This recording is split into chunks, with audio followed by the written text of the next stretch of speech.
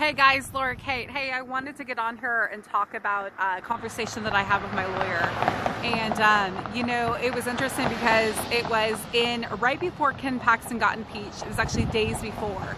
And we were going over a 50-page paper that I had presented with documentation about what was going on, what had happened to me, and the crime that was taking place that I was presenting to the Attorney General and their office. And my lawyer actually, he read the whole thing and he had the story for me, and he said he'd called one of his buddies.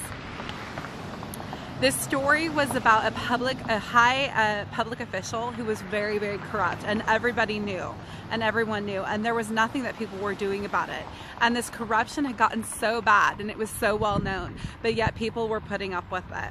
And so it was somebody, I believe the story was within Texas, that kind of thing, and there had been some cases done on it, and a lot of lawyers knew about it. It was actually something that was being widespread information and news to multiple lawyers across the state of Texas, and they were talking about it as well as comparing notes, as well as basically demonizing this person with the truth. But it was a public official that was very high end in Texas that was running just super corruption, and it was widespread known, and it was widespread being done. Had that happened to me in Texas, I have evidence that there was some type of high corruption going on in the state of Texas against me, and it was changing my records. It was denying me access to crime victims funding.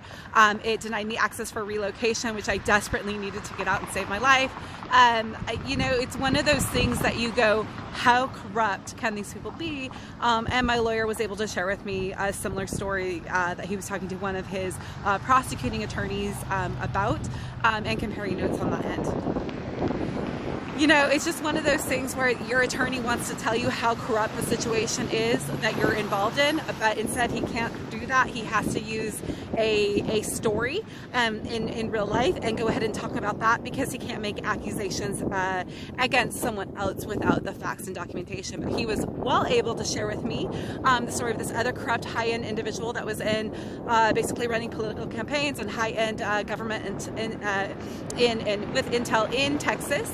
That was also a similar situation to what I had been working on. He shared with me about Brantley Starr, that the first time he'd heard about Brantley Starr was a case that he had ruled on, and what that ruling was, it was a few people were kind of picking that case apart and thought that it may have been cited based on Brantley's beliefs and not based on the law.